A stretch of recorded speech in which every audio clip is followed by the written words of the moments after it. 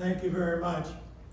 I want to start off by telling you a flash item that's very important coming through today.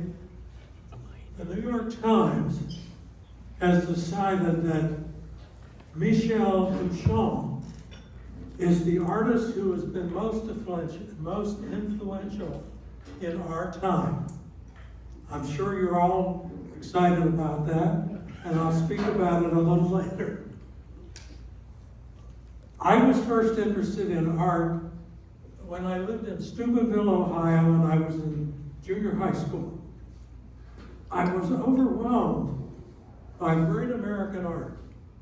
Walt Disney, the Marvel comic books, Superman, Batman, Wonder Woman, 10 cents an issue, you could get it at any soda fountain. And two magazines, Collier's and the Saturday Evening Post, that ran stories, beside news items, they ran fictional stories and serialized books, including Agatha Christie. And all of these were illustrated by some of America's greatest illustrators. Howard Pyle, M.C. Wyatt, Andrew's father. And,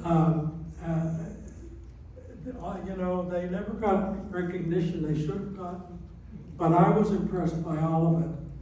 But what really intrigued me were the cartoons that were scattered through these magazines. And so, audaciously, I was trying to learn how to draw the way they drew cartoons. And I started sending in ideas to the magazines. And then somebody told me about the magazine called the New Yorker. Well, I subscribed, and I was stepping right in to the classic era of cartoons.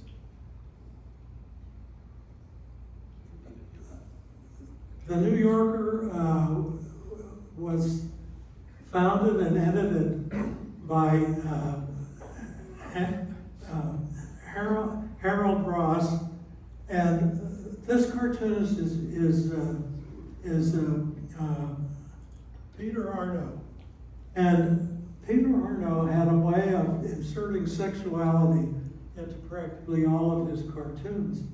And the rumor was that Mr. Ross was such a naive Midwestern, he didn't know what was really happening. But here, at this time, of course, men were going around knocking on doors trying to sell their products, and of course the most successful were the Fuller Brush men. And so she said, I'm checking up for the company, madam, have you any of the Fuller Brush, are you keeping any of the Fuller Brush men? Another cartoon of his that I always remember that I don't have on the screen was an elder couple talking to their college-age daughter, wearing, and she was very beautiful and quite large-busted. And the father is saying to her, your mother and I have decided you must give up the rowing team. This cartoon is by Whitney Darrow Jr. He's a Princeton man, and the painting that's depicted here actually exists. It's by a French painter named Manet, not Monet, Manet. Manet was a wealthy French artist and a contemporary with the upcoming Impressionists, and supported some of them financially at the time. But it's a kind of strange painting. It shows three gentlemen sitting on the grass, probably in a Paris park, and they are fully clothed, but the woman that's with them is stark naked. And of course, the teacher with this art class is trying to justify what was going on there. And she says, well, it's sort of like a cookout.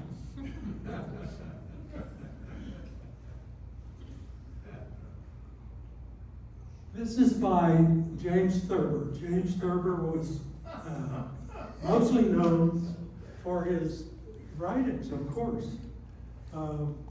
He wrote, his most famous story was The Secret Lives of Walter Mitty, which was made into a very bad movie. But he was nearly blind. And so the way he would do his drawings was to get a big piece of white paper and draw them with a crayon.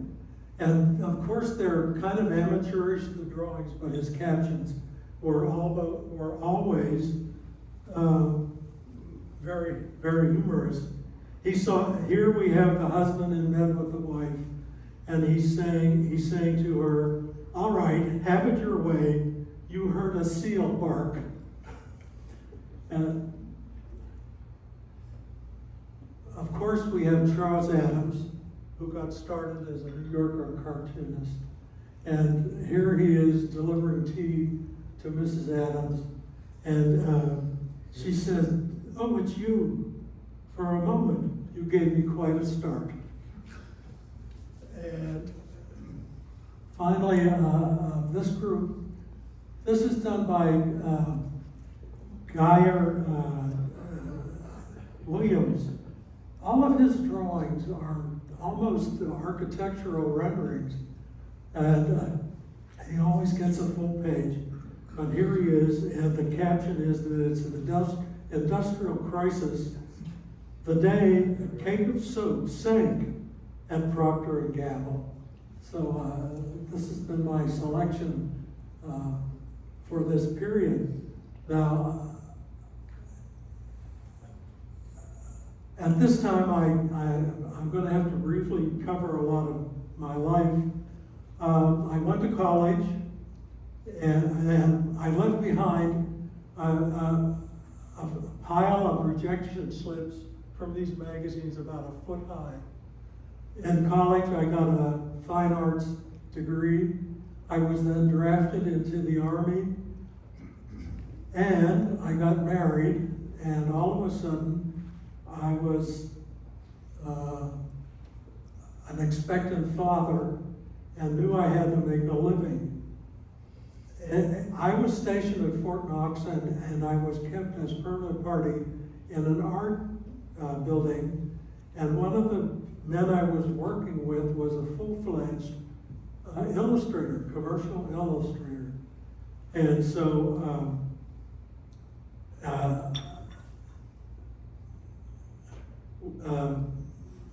I saw the work he was doing, and I thought, well, maybe if I could learn to do that, I could make a living and still do artwork.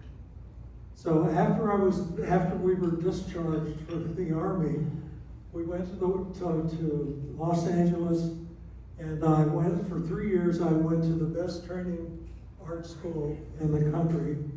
It's called Art Center, and it was for professional artists. And interestingly enough, their graduates, 98% of their graduates found employment. So on the GI Bill, and with help from some of our family, I did the 3-year program, and they kept saying the best opportunities are in New York. So back we came to the East Coast, and by accident we ended up staying in Princeton with my wife Lucy's mother.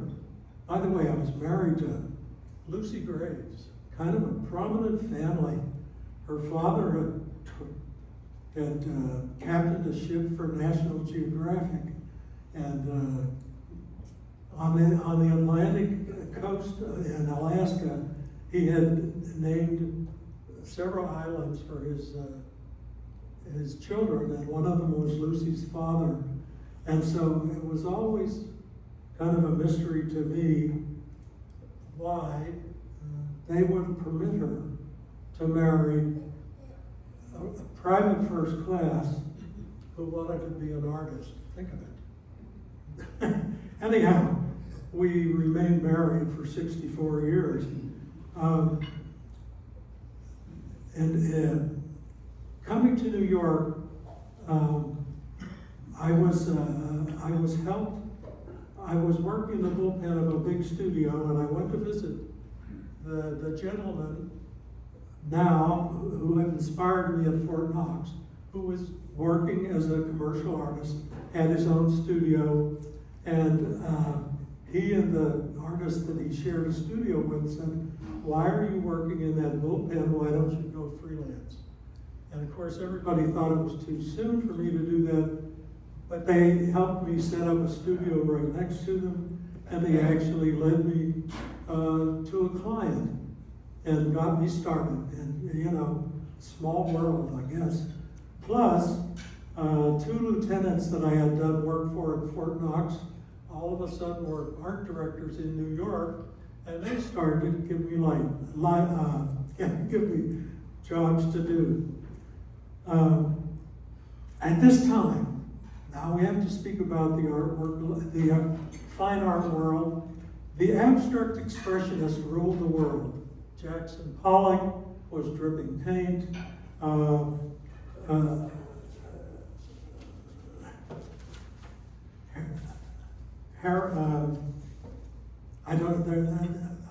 And de Kooning was doing ugly women in a pile of mixed up paint, and you know they were controlling the art market, and there were a couple of art critics who, for some reason, had to take it out on commercial artists, and one of them referred to our work as mere artists, and there was a popular radio announcer who declared our work to be gouache art, and so that made us seem sort of in the art level somewhere below plumbers and electricians. But anyhow, while I was working I worked there, I did that work for 25 years, and at one point I wanted to try again to sell some cartoons to the New Yorker. So I would set aside one day a week, and I would do ideas, and I would deliver them to their office on 43rd Street, and I would shove them through a slot in a plastic bag-like kind of window to a lady who looked like she always wished she was wearing rubber gloves. Anyhow, I did end up selling one cartoon. I did a drawing of a street scene of fancy food shops, and the sign on one of them said peanut butter and jelly. And I thought, okay, I'm in, I've sold one. But it turned out that I didn't become permanent party there. So finally, I couldn't give that much time to working without a better return. So I gave it up.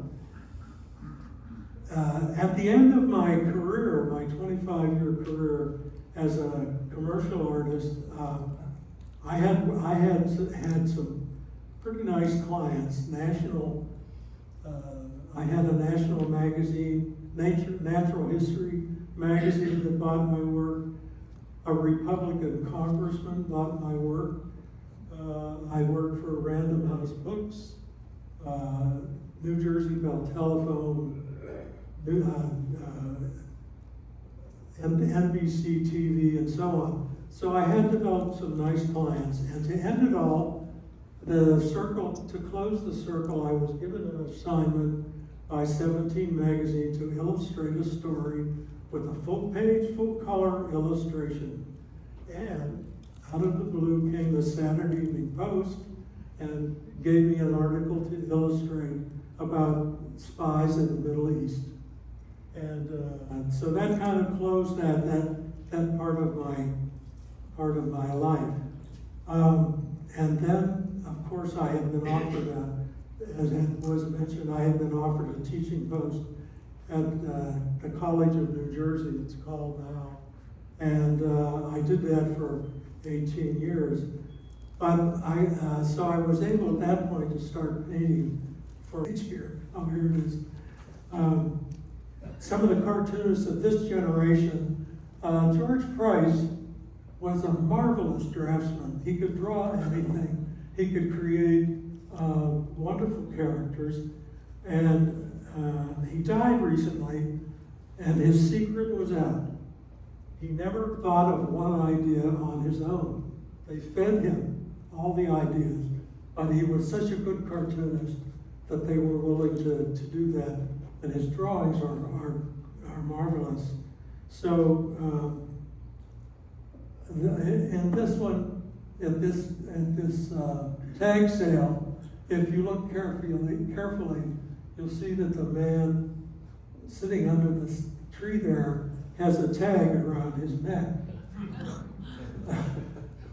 Here the nurse is rushing in, saying to the grumpy patient, have you had your pillows plumped up this morning?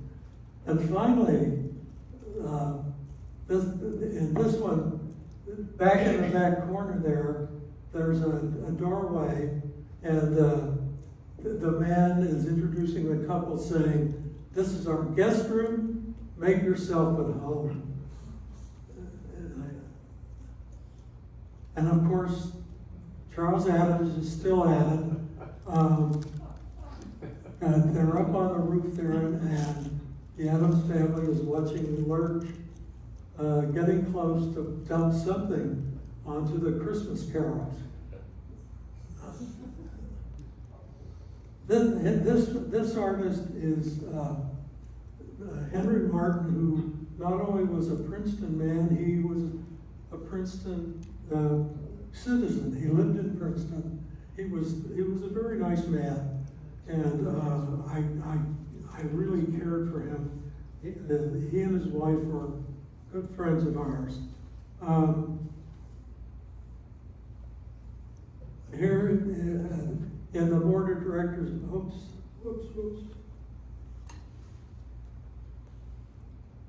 In the board of directors meeting, you can see what they're all thinking, that nothing, that it's,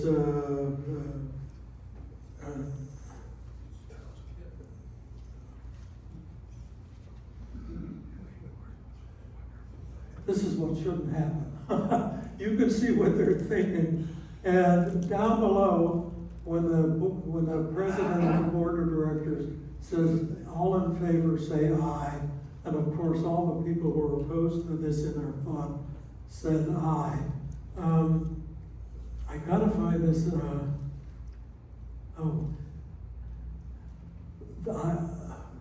sorry.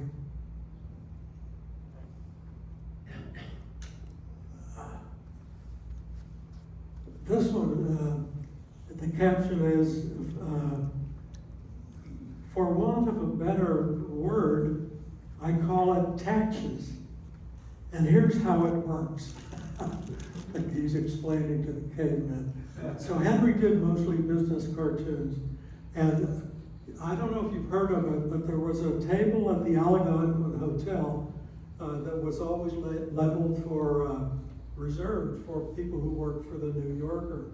Well, there was a cartoonist table once a week reserved for the cartoonists who lived in Princeton, and it was in the annex, which was an underground spaghetti house, not quite as romantic as the Algonquin Hotel, but a couple of stories from that group.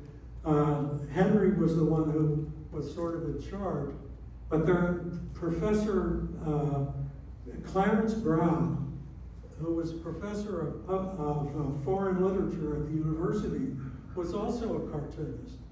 And one time he bought a pickup truck. And so Henry went out and got business cards printed for Clarence that read, Professor Clarence Brown, professor of foreign literature at Princeton University, and Light Hawley. And another member of that group, Arnie Robb, decided to move to New York. And I saw him later on the train, and he said, you know, I sold my house on Moore Street for $250,000, and when I got to New York, it was only $250,000.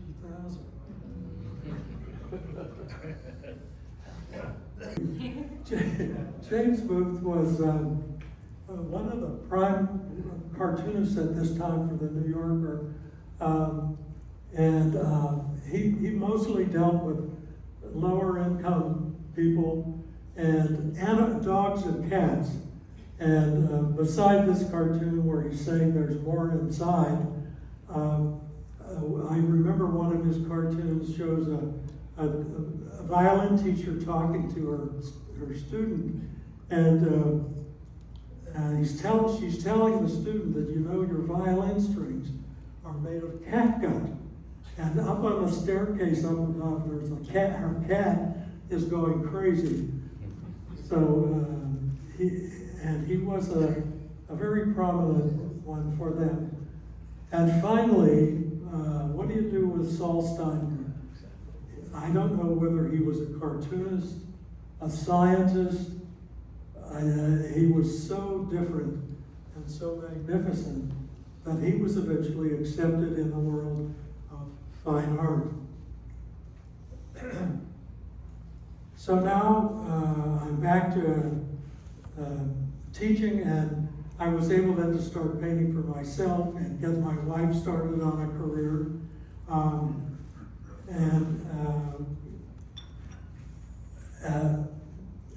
Then again arose the name of Marcel Duchamp. He was famous for a painting called The Nude Descending a Staircase, but it was done in Cubism, so it wasn't a very sexy nude. And later on, he decided that a man's urinal was a piece of art. And from then on, everything was, I've been to galleries where the thing that was displayed would be a pile of dirt in the middle, or a wood plank leaning against a wall, or a series of vacuum cleaners. I guess the thinking behind that all was more important than the actual objects. The Museum of Modern Art once had a mentalist come in, and she would sit in her chair, and everyone who wanted to be associated with her had to walk between two naked men, and then they would sit in a chair opposite her, and they would mentally communicate.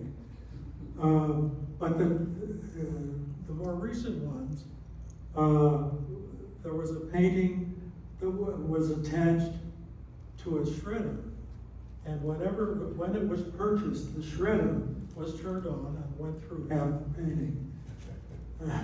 And the most ridiculous one was when, maybe you've heard of it, somebody taped a banana to a wall, and some wealthy person, I guess, paid thousands of dollars to buy the banana on the wall and promptly eat it.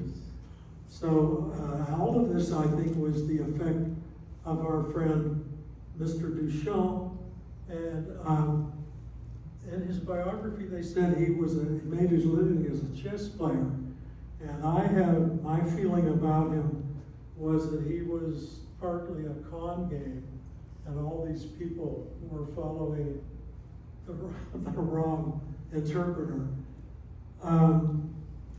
And also at this time, the New Yorker magazine had decided that the cartoons weren't very interesting, and they're squeezed in now into the corner of a page.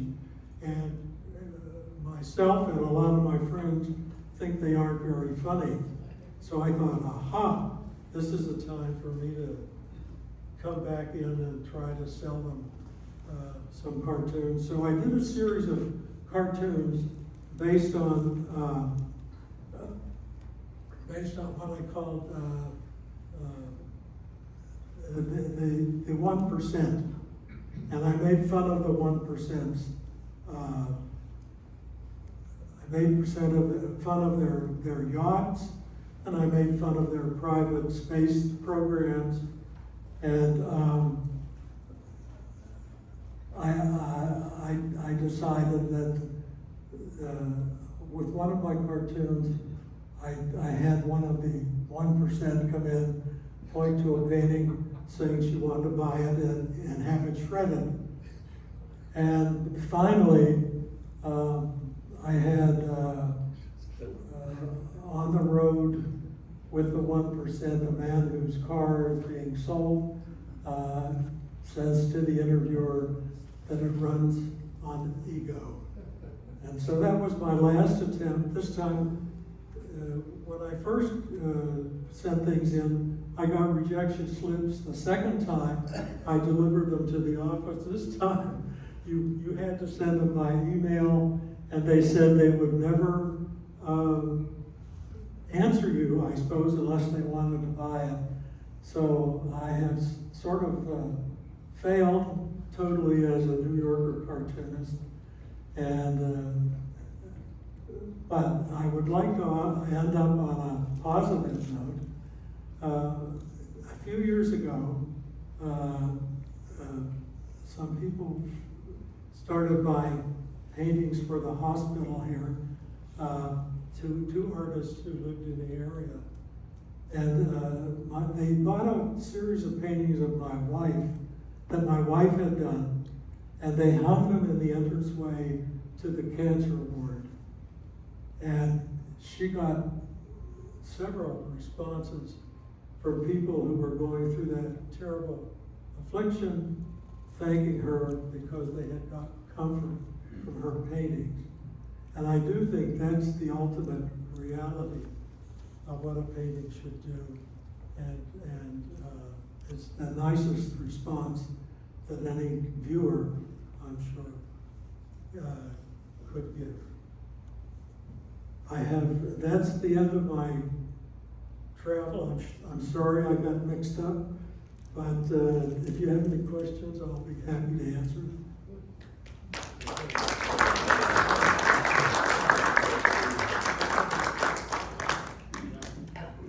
Does anybody have a question for Charles? Yeah. Thank you very much. I just want to add my favorite George Martin cartoon is you see a car driving down a road which, if you live in Princeton, you recognize as Washington Road, as the graduate school tower is visible on the left. And then there's a sign by the road that says zip code 08540, area code 609, dress code tie and jacket. Thank you. And also, I would like to point out that if you go through, exit the building through the B wing on the first floor, you'll see, I guess there's now 4 paintings by Charles, including my favorite, which is a father and daughter playing a chess game. Oh, that's interesting. Thank you. That painting, when they were sitting in front of on Palmer Square, playing chess in front of the game store, and of course you have to be careful when you're taking photographs of people to use them. And so I did go up and say, "Would you mind if I photograph you?" And at that time, I wanted to do paintings that were just different. So I started adding geometric forms to my realistic paintings, and they received nice response from the National Watercolor Society out in California. They accepted 2 of my most recent paintings, and one of them actually won an award. So I was paying off, but I've gotten too old now don't have the energy or the equipment or the space to do it. So I'm sort of a retired artist doing those drawings, the drawing in the rain as you saw. But I must say, I've always felt fortunate to be able to make my living as an artist because it's what I most enjoy doing. And I'm really grateful for the fact that my life was made up of painting art. Thank you.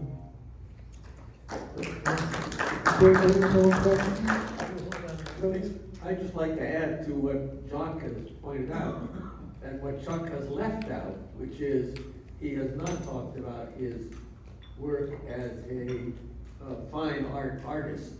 And you can see the results of that on the B wing. It's worth the walk, believe me. Thank you. Any more questions? Well, let's thank Chuck again. Thank you, guys.